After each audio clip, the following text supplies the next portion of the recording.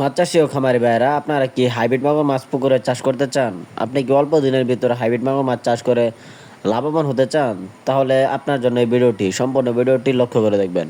তো ভিউয়ার্স, স্ক্রিনে যে পোনাটি লক্ষ্য করতে পারছেন, এটি কিন্তু অরিজিনাল চকলেট কালার হাইব্রিড মাগুর মাছের পোনা।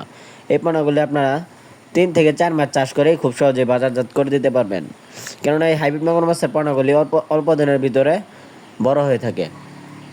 এই হাইব্রিড মাগুর মাছের পোনাগুলি পুকুরে চাষ করতে দিলে এই মাছগুলি 3 মাসে ওজন আসবে একটা 1 থেকে 1.5 কেজি ওজন। এইগুলা ডিপেন্ড করে আপনার খাদ্যের উপর। আপনি যত বেশি এই মাছগুলিকে খাদ্য খাবেন, এরা তত দ্রুত বড় হয়ে থাকে।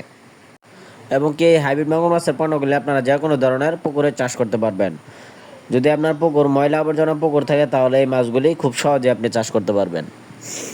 কেননা অন্য সকল মাছের চেয়ে এই হাইব্রিড মাগুর মাছের পোনাগুলির রোগ প্রতিরোধ ক্ষমতা খুবই বেশি। এরা সহজে মারা যায় না, এদের রোগ বেলায় নাই বললেই চলে। তো সেই ক্ষেত্রে আপনি খুব সহজেই যে কোনো ময়লা আবর্জনা পুকুরে এই হাইব্রিড মাগুর মাছের পোনাগুলি খুব সহজেই কালচারের জন্য দিতে পারবেন।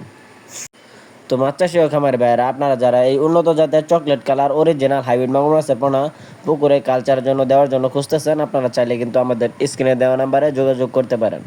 আমরা এই উন্নত মানের পোনাগুলি সারা বাংলাদেশের 64 জেলায় বিনামূল্যে ফ্রি হোম ডেলিভারি সার্ভিস দিয়ে থাকি।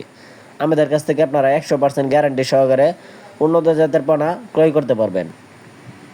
তো ভিউয়ার্স, এই মাছগুলি কিন্তু বিনা খরচে চাষ করা সম্ভব।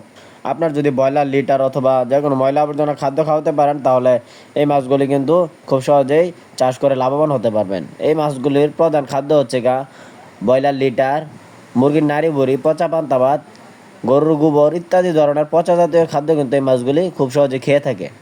তো সেক্ষেত্রে আপনি বিনা খরচে এই মাছগুলি চাষ করে 3 মাসের ভিতরে লাভবান হতে পারবেন। তো ভিডিওটি ভালো লাগলে অবশ্যই আমাদের চ্যানেলটি সাবস্ক্রাইব করে রাখুন।